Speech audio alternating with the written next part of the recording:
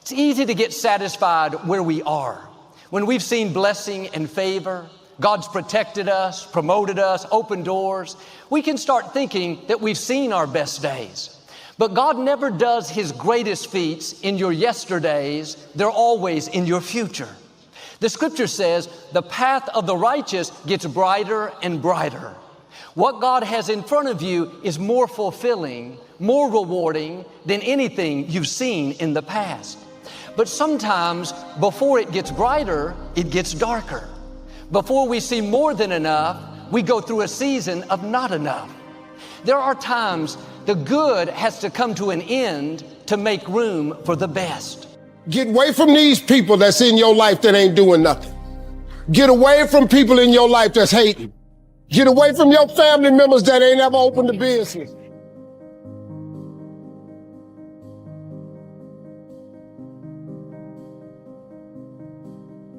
One thing I learned in life, you can never bring somebody up if they don't want to go up. You can't. No matter how good you think you are, no matter how much you want to tell them, you could help them. If they don't want to go up, there's nothing you can do. 100%. But the reverse is not true. Somebody bad could bring a good person down. They can. 100%. Because the negativity in the world is much more stronger than the positive sometimes. And the negative people can bring you down. So I stay away from negative people. You're right. I just walk away from them. What I tell people all the time, especially a lot of these youngsters, I deal with a lot of these young gangbangers. Yes. And I tell them, remember this, in life, you are who you hang out. Get away from these people that's in your life that ain't doing nothing. Get away from people in your life that's hating. Get away from your family members that ain't ever opened a business. Get away from your family members that ain't ever followed their dream. Get away from your family members that ain't never been nowhere but to the family reunion. Get away from them. Get away from them. I had to do it. When I told everybody I was getting into comedy, man, oh, Lord have mercy. You can't get into comedy. You ain't even funny. How you gonna make money telling jokes?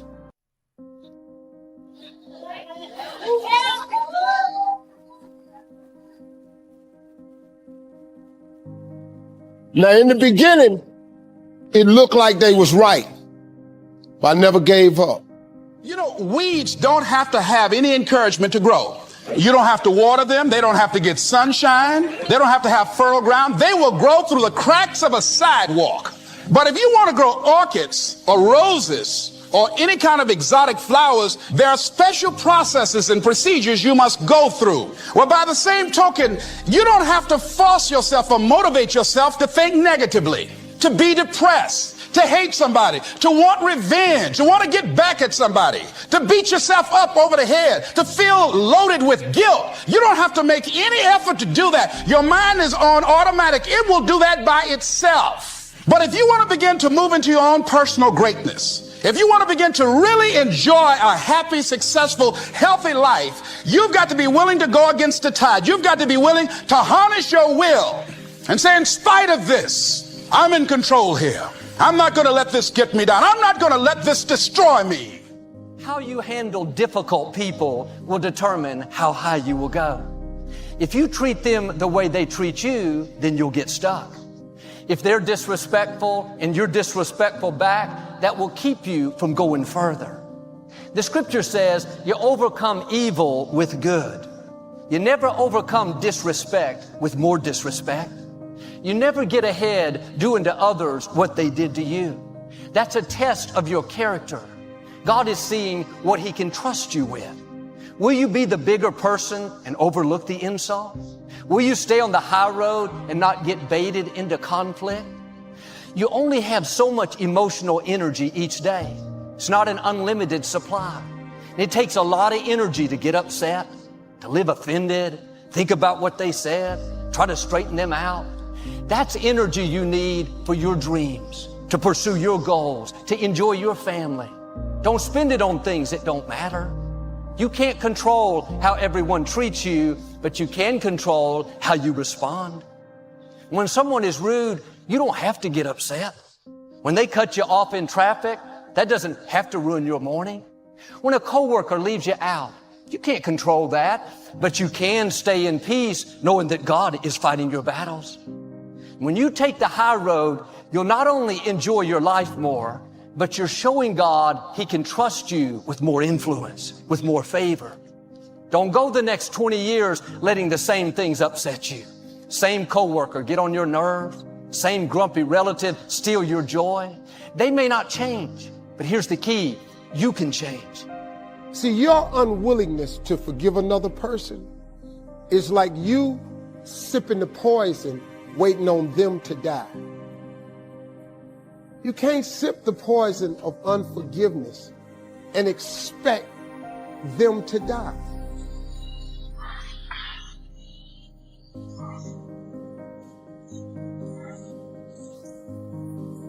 I've always known this, but somebody told me something one time about forgiveness. Forgiveness is not for the other person. Forgiveness is you. See, your unwillingness to forgive another person is like you sipping the poison, waiting on them to die.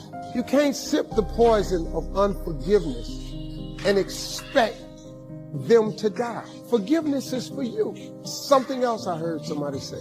You can't drive your car looking in the rearview mirror. You can't. If you keep looking in the rearview mirror, you're going to keep crashing your car.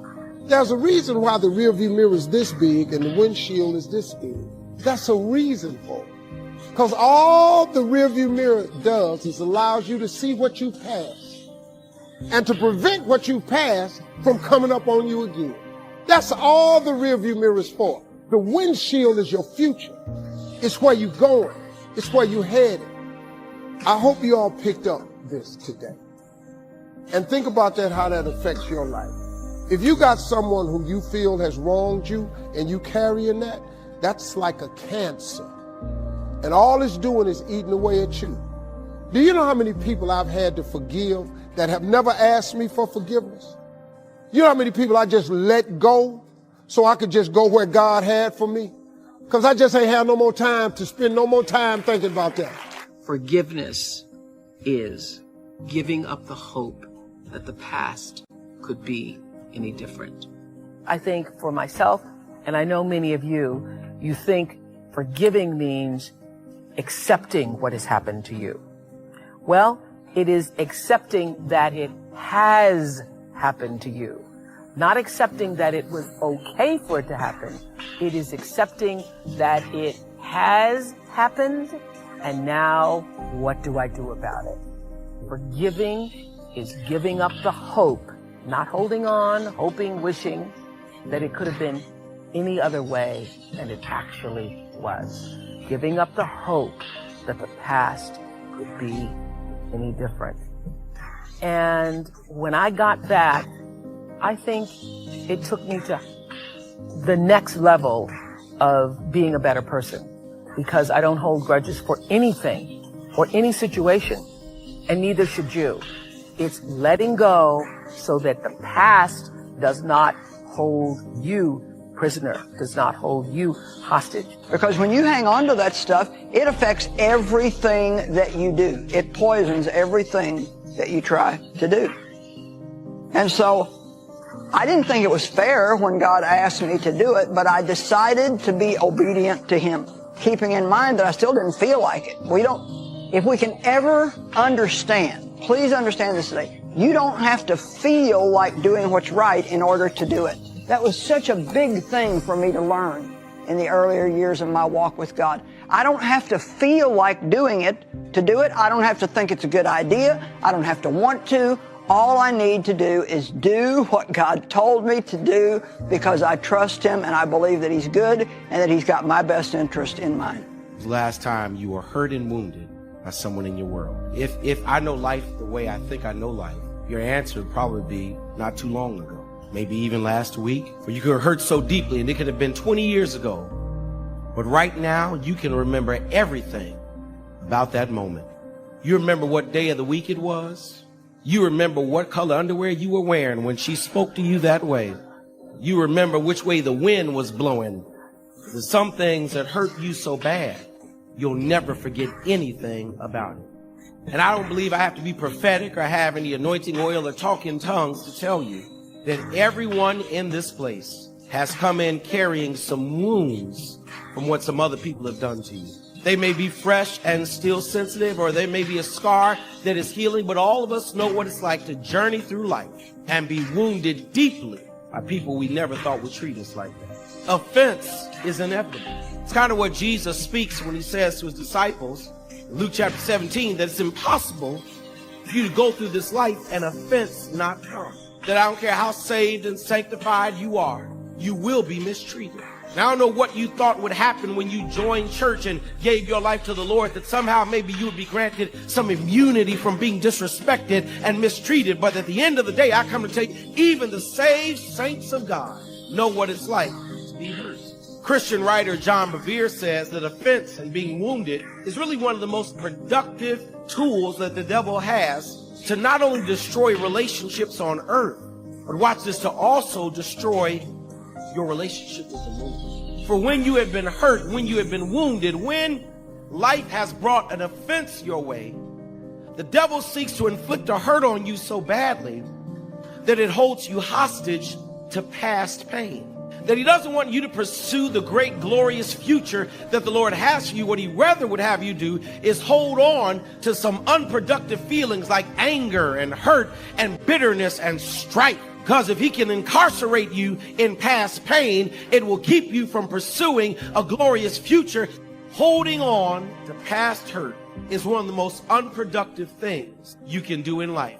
There is nothing godly that comes from holding on to anger and resentment and hatred. And not only does he seek to damage you by incarcerating you into some past pain, but through the offense, through the hurt, through the wounds, through the words that were disrespectful, the devil tries to put you in a place where you think you are unable, or even better yet, unwilling to forgive. Everyone in here knows what it's like to be hurt so badly that forgiving ain't on your agenda. That you know what it's like to be cut so deeply that forgiving is not instinctive to you. That's not our natural response when people have done us wrong. Now retaliation, I got that. Revenge, I'm good at that. Cussing you out, I got a PhD in cussology. I know how to get even. But forgiving, that's hard to do. That's why we're challenged when Peter asked Jesus, now Lord, hold on. How many times do I have to forgive someone who's done me wrong? Jesus says 70 times, sir. I'm challenged when Jesus says to me, listen, if you don't forgive people when they've done you wrong, then how do you expect God to forgive you of the wrong you've done for the Lord? That if you don't know how to forgive, you don't hurt that other person, you damage yourself and your relationship with the Lord, because God can't forgive those who don't know how to forgive. I'm challenged when I see Jesus on the cross dying, and he has the power of God to say, Father, forgive them, for they know not what they do. That's why you better be glad God didn't put me on the cross, because I ain't got that in me. But yet, we are called to forgive. And I'll suggest to you that learning to forgive is one of the most critical commandments of God on your life, to release you from your past pain, to usher you into a glorious future, and to preserve intimacy in your relationship with God. That you really have to learn to live above offense and develop a heart that is forgiving. Look, man, if you got something that's been bothering you in your life, get past it. See, if God wakes you up in the morning, it's a sign from God that he ain't through with you yet. That's why he wakes you up. When he's done with you, you won't wake up no more. But as long as he got something for you, he keeps waking you up. Why don't you wake up to go see what that is? He done got you past whatever it was. Whatever it was that's been on you, he done really brought you through it. Because he keeps waking, you're done. Don't lay that wallowing in your past, man. Your past is back there. I would rather show the world what love do through forgiveness than sit up in here and win an argument. I want y'all to get that. Hey, y'all, don't forget to pray. Don't be ashamed to pray. And don't ever be too proud to pray, because prayer changes things.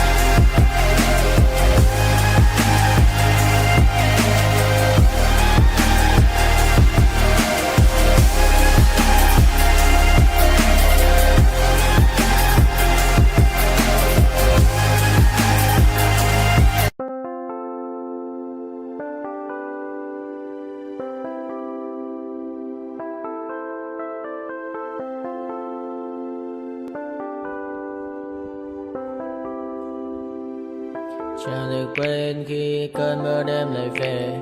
Em đã quên lời thề và ta như đông chìm sâu. Không gần mới em anh nhận màu. Em chỉ cần mơ đâu em bay. Chỉ còn là những cơn mưa vô giá. Cho bên mơ em không mơ anh. Anh một đêm mơ. Chỉ cần bên em không được cần nhớ. Và chỉ có em không muốn nhớ. Và người ta bên nhau như ngã tớ. Muốn nhớ về say em chỉ có mấy em ở đây. Và anh như muốn chết đi nhưng không muốn em mãi mãi. Tình yêu làm cho ta đau đầu. Không em như nằm hâm mộ. Anh như đeo mong cầu. Và mưa bên em hô sầu. Chào các bạn mai mà mơ. Chỉ có bên em nhưng đừng có mơ. Mà đã dài em muốn bên ai. Anh không mong gì hơn. Chỉ mong em sẽ ở đây ôm anh thật gần. Anh chỉ mong đôi ta được có nhau. Mà đừng em đâu anh có em. Một đêm bên anh có em. Ta sẽ trao nhau môi hôn thật sâu. Ôm anh.